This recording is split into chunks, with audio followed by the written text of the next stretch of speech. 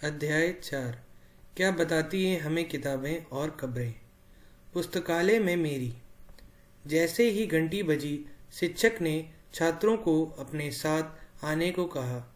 आज वे पहली बार पुस्तकालय जा रहे थे। मेरी ने देखा कि पुस्तकालय उसकी कक्षा से काफ़ी बड़ा था और वहाँ किताबों से भरे कई रैक थे। कोने में एक अलमारी थी जो मोटी मोटी किताबें से भरी थी। मेरी को एक अलमारी खोलने की कोशिश करते देख शिक्षक ने कहा, उस अलमारी में अलग अलग धर्मों से जुड़ी हुई महत्वपूर्ण किताबें हैं। क्या तुम्हें मालूम है कि हमारे पास वेदों का भी एक संग्रह है। मेरी सोचने लगी, वेद क्या है, चलो पता लगाएं। दुनिया के प्राचीनतम ग्रंथों में एक। शायद तुमने वेदों के बारे में सुना होगा। वेद 4 हैं, ऋग्वेद, सामवेद, यजुर्वेद तथा अथर्ववेद। सबसे पुराना वेद है ऋग्वेद, जिसकी रचना लगभग 3500 साल पहले हुई। ऋग्वेद में 1000 से ज्यादा प्रार्थनाएं हैं जिन्हें सूक्त कहा जाता है। सूक्त का मतलब है अच्छी तरह से बोला गया। ये विभिन्न देवी देवताओं की स्तुति में रचे गए हैं। इनमें से 3 देवता बहुत महत्वपूर्ण हैं, अग्नि, इंद्र और सोम। अग्नि आग के देवता, इंद्र युद्ध के देवता और सोम एक पौधा है जिससे एक खास पेय बनाया जाता था। वैदिक प्रार्थनाओं की रचना ऋषियों ने की थी। आचार्य विद्यार्थियों को इन्हीं अक्षरों, शब्दों और वाक्यों में बांटकर सस्वर पाठ द्वारा कंठस्थ करवाते थे। अधिकांश सूक्तों के रचयिता सीखने और सिखाने वाले पुरुष थे। कुछ प्रार्थनाओं की रचना महिलाओं ने भी की थी। ऋग्वेद की भाषा प्राक संस्कृत या वैदिक संस्कृत कहलाती है। तुम स्कूल में जो संस्कृत पढ़ती हो उससे यह भाषा थोड़ी भिन्न है। संस्कृत और अन्य भाषाएं। संस्कृत भाषा भारत यूरोपीय भाषा परिवार का हिस्सा है। भारत की कई भाषाएं, असमिया, गुजराती, हिंदी, कश्मीरी और सिंधी, एशियाई भाषाएं जैसे फारसी तथा यूरोप की बहुत सी भाषाएं जैसे अंग्रेजी, फ्रांसीसी, जर्मन, यूनानी, इतालवी, स्पेनिश आदि इसी परिवार से जुड़ी हुई हैं। उन्हें एक भाषा परिवार इसलिए कहा जाता है क्योंकि आरंभ में उनमें कई शब्द एक जैसे थे। उदाहरण के लिए मातृ संस्कृत, माँ हिंदी और मदर अंग्रेजी शब्द को देखो। क्या तुम्हें इनमें कोई समानता नजर आती है? उपमहाद्वीप में दूसरे भाषा परिवारों की भाषाएं बोली जाती हैं। उदाहरण के लिए पूर्वोत्तर प्रदेशों में तिब्बत बर्मा परिवार की भाषाएं बोली जाती हैं। तमिल, तेलुगु, कन्नड़ और मलयालम द्रविड़ भाषा परिवार की भाषाएं हैं, जबकि झारखंड और मध्य भारत के कई हिस्सों में बोली जाने वाली भाषाएं ऑस्ट्रो एशियाटिक परिवार से जुड़ी हैं। उन भाषाओं की सूची बनाओ जिनके बारे में तुमने सुन रखा है। उनके भाषा परिवारों को पहचानने की कोशिश करो। हम जिन किताबों को पढ़ते हैं वे लिखी और छापी गई हैं। ऋग्वेद का उच्चारण किया जाता था और श्रवण किया जाता था, न कि पढ़ा जाता था। रचना के कई सदियों बाद इसे पहली बार लिखा गया। इसे छापने का काम तो मुश्किल से 100-200 साल पहले हुआ। इतिहासकार ऋग्वेद का अध्ययन कैसे करते हैं? इतिहासकार पुरातत्वों की तरह ही अतीत के बारे में जानकारी इकट्ठी करते हैं, लेकिन भौतिक अवशेषों के अलावा वे लिखित स्रोतों का भी उपयोग करते हैं। चलो देखते हैं ऋग्वेद का अध्ययन कैसे करते हैं। ऋग्वेद के कुछ सूक्त वार्तालाप के रूप में हैं। विश्वामित्र नामक ऋषि और देवियों के रूप में पूजित 2 नदियां व्यास और सतलज के बीच यह संवाद एक ऐसे सूक्त का अंश है। इन दोनों नदियों का मानचित्र एक पृष्ठ में खोजो तथा फिर पढ़ो। ऋग्वेद की पांडुलिपियों का एक पन्ना। भृज वृक्ष की छाल पर लिखी यह पांडुलिपि कश्मीर में पाई गई थी। लगभग 150 वर्ष पहले ऋग्वेद को सबसे पहले बार छापने के लिए इसका उपयोग किया गया था। इसी पांडुलिपि को देखकर अंग्रेजी अनुवाद तैयार हुआ। यह पांडुलिपि पुणे, महाराष्ट्र के एक पुस्तकालय में सुरक्षित है। विश्वामित्र और नदियां। विश्वामित्र, हे नदियों, अपने बछड़ों को चाटती हुई दो दमकती गायों की तरह दो फुर्तीले घोड़ों की चाल से पहाड़ों से नीचे आओ। इंद्र द्वारा दी हुई शक्ति से सुफुर्द तुम रथों की गति से सागर की ओर बह रही हो। तुम जल से परिपूर्ण हो और एक दूसरे से मिल जाना चाहती हो। नदियां जल से परिपूर्ण हम देवताओं के बनाए रास्ते पर चलती हैं। एक बार निकलने पर हमें रोका नहीं जा सकता। हे ऋषि, तुम हमसे प्रार्थना क्यों कर रहे हो? विश्वामित्र, हे बहनों, मुझे गायक की प्रार्थना सुनो। मैं रथों और गाड़ियों सहित बहुत दूर से आया हूँ। कृपा करके अपने जल को हमारे रथों और गाड़ियों की धुरियों के ऊपर न उठाओ, ताकि हम आसानी से उस पार जा सके। हम तुम्हारी प्रार्थना सुनेंगे, जिससे तुम सब सुरक्षित उस पार जा सको। इतिहासकार यह बताते हैं कि यह प्रार्थना उस क्षेत्र में रची गई होगी जहाँ ये नदियाँ बहती हैं। वे यह भी सुझाते हैं कि जिस समाज में ऋषि रहते थे वहाँ घोड़ों और गायों को बहुत महत्व दिया जाता था, इसलिए नदियों की तुलना घोड़ों और गायों से की गई होगी। क्या तुम्हें लगता है कि रथ भी महत्वपूर्ण थे? अपने जवाब के लिए कारण बताओ। प्रार्थना की पंक्तियों को दोबारा पढ़कर यह बताओ कि उनमें परिवहन के लिए किन किन साधनों का उल्लेख है। ऋग्वेद की प्रार्थनाओं में अन्य दूसरे नदियों, खासकर सरस्वती, सिंधु और उसकी सहायक नदियों का भी जिक्र है। गंगा और यमुना का उल्लेख सिर्फ एक बार हुआ है। मानचित्र 1 को देखो और ऐसी 5 नदियों की सूची बनाओ जिनके नाम ऋग्वेद में नहीं है। मवेशी, घोड़ों और रथ। ऋग्वेद में मवेशियों, बच्चों, खासकर पुत्रों और घोड़ों की प्राप्ति के लिए अनेक प्रार्थनाएं हैं। घोड़ों को लड़ाई के रथ खींचने के काम में लाया जाता था। इन लड़ाइयों में मवेशी जीत कर लाए जाते थे। लड़ाइयाँ वैसे जमीन के लिए भी लड़ी जाती थीं, जहाँ अच्छे चारागाह और या जहाँ पर जैसी जल्दी तैयार हो जाने वाली फसलों का उपजाया जा सकता हो। कुछ लड़ाइयाँ पानी के स्रोतों और लोगों को बंदी बनाने के लिए भी लड़ी जाती थीं। युद्ध में जीते गए धन का कुछ भाग सरदार रख लेते थे तथा कुछ हिस्सा पुरोहित को दिया जाता था। शेष धन आम लोगों में बांट दिया जाता था। कुछ धन यज्ञ करने के लिए भी प्रयुक्त होता था। यज्ञ की आग में आहुति दी जाती थी। यह आहुतियां देवी देवताओं को दी जाती थीं। घी, अनाज और कभी कभी जानवरों को भी आहुति दी जाती थी। अधिकांश पुरुष इन युद्धों में भाग लेते थे। कोई स्थायी सेना नहीं होती थी, लेकिन लोग सभाओं में मिलते जुलते थे और युद्ध व शांति के विषय में सलाह मशविरा करते थे। वहां से ऐसे लोगों को अपना सरदार चुनते थे जो बहादुर और कुशल योद्धा हों। लोगों की विशेषता बताने वाले शब्द। लोगों का वर्गीकरण काम, भाषा, परिवार या समुदाय, निवास स्थान या सांस्कृतिक परंपरा के आधार पर किया जाता रहा है। ऋग्वेद में लोगों की विशेषता बताने वाले शुद्ध कुछ शब्दों को देखो। ऐसे 2 समूह हैं जिनका वर्गीकरण काम के आधार पर किया गया है। पुरोहित, जिन्हें कभी कभी ब्राह्मण कहा जाता था, तरह तरह के यज्ञ और अनुष्ठान करते थे। दूसरे लोग थे राजा। ये राजा वैसे नहीं थे जिनके बारे में तुम बाद में पढ़ोगी। ये ना तो बड़ी राजधानियों और महलों में रहते थे, ना इनके पास सेना थी, ना ही ये कर वसूलते थे। प्रायः राजा की मृत्यु के बाद उसका बेटा अपने आप ही शासक नहीं बन जाता था। पिछले अनुभाग को एक बार फिर पढ़ो और यह पता लगाने की कोशिश करो कि राजा क्या करते थे।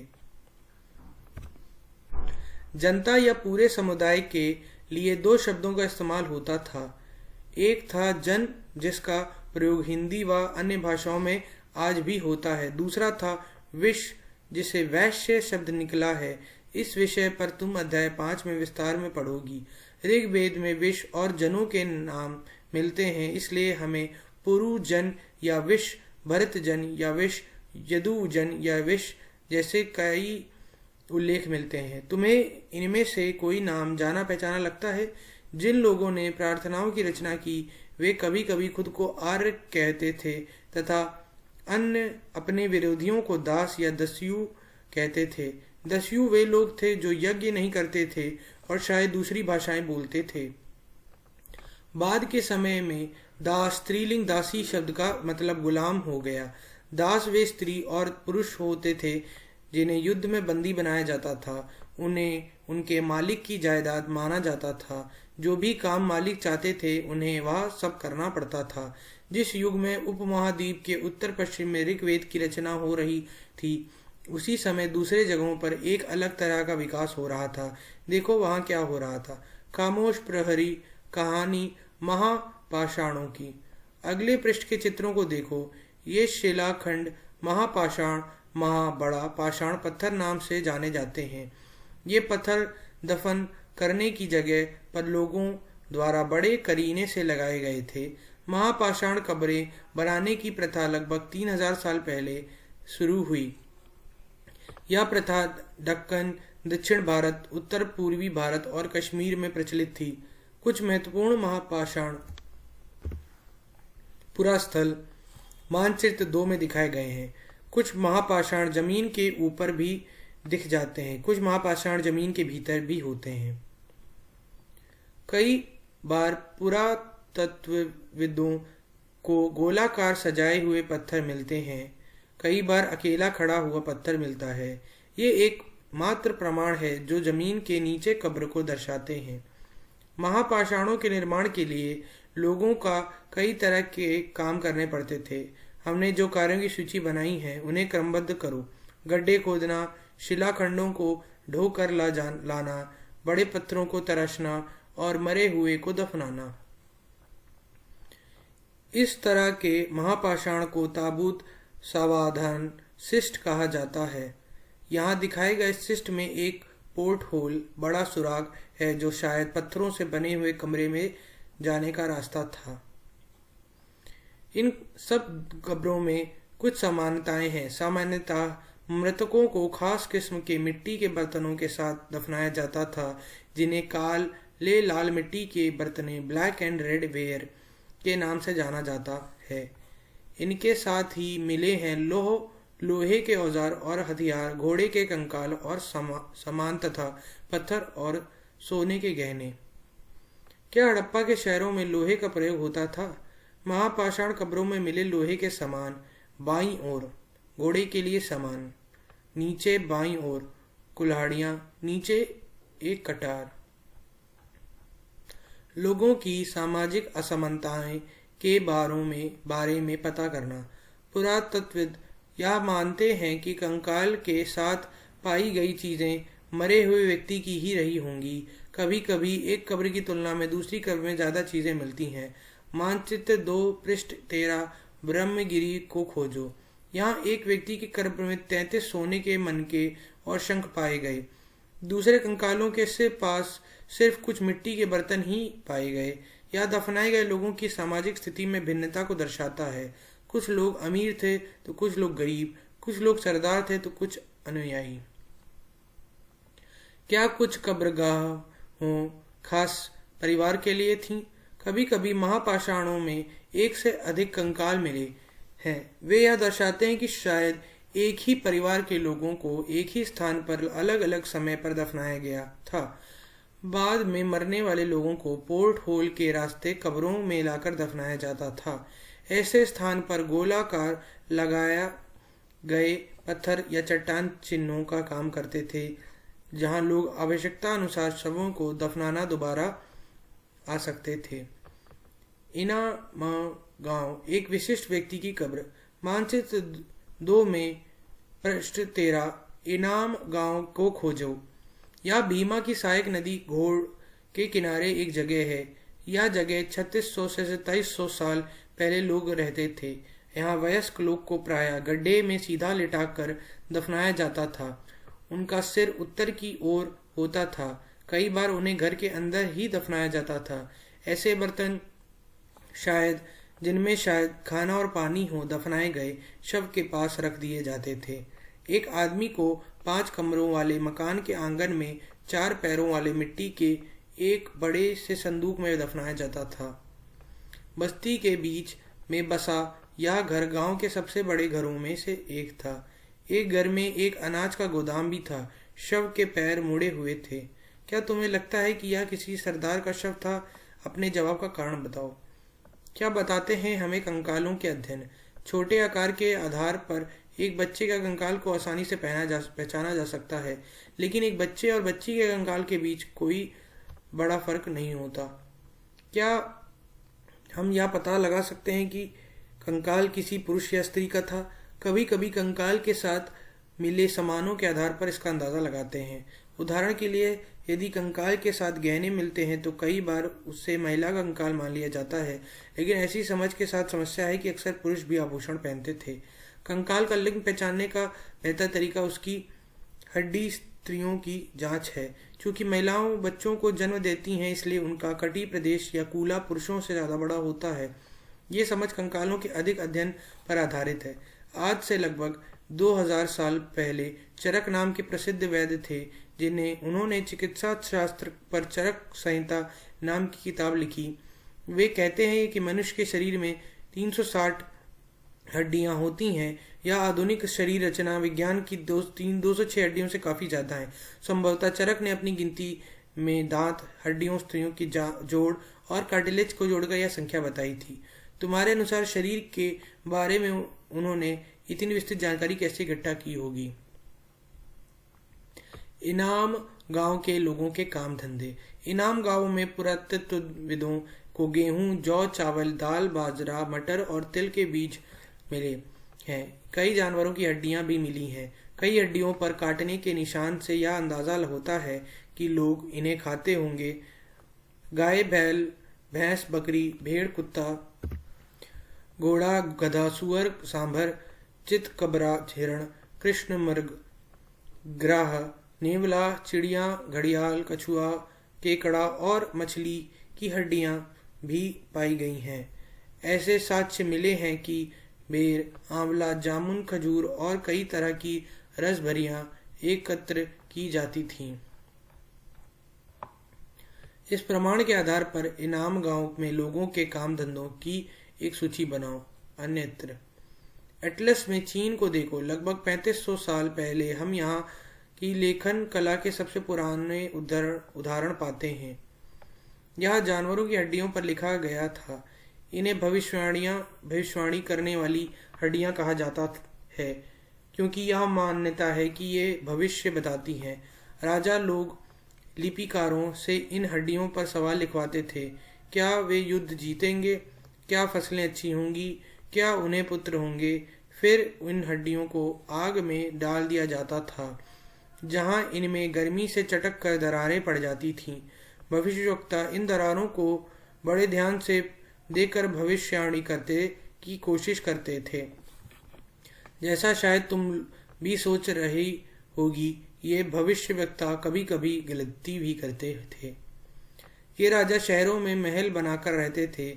उन्होंने बेशुमार दौलत इकट्ठा कर ली थी, जिनमें बड़े बड़े नक्काशी किए हुए कांसे के बर्तन शामिल थे, लेकिन वे लोहे का इस्तेमाल करना नहीं जानते थे। ऋग्वेद के राजा और इन राजाओं के बीच कोई फर्क बताओ। उपयोगी शब्द। कल्पना करो, तुम 3000 वर्ष पहले के इनाम गांव में रहती हो। पिछले रात सरदार की मृत्यु हो गई। आज तुम्हारे माता पिता दफन की तैयारी कर रहे हैं। यह बताते हुए सारे दृश्य का वर्णन करो कि अंतिम संस्कार के लिए कैसे भोजन तैयार किया जा रहा है। तुम्हें क्या लगता है, खाने में क्या दिया गया जाएगा? कुछ महत्वपूर्ण तिथियां। वेदों की रचना का प्रारंभ लगभग 3500 साल पहले। महापाषाणों का निर्माण की शुरुआत लगभग 3000 साल पहले। इनाम गांव में कृषकों का निवास 3600 से 2700 साल पहले। चरक लगभग 2000 साल पहले।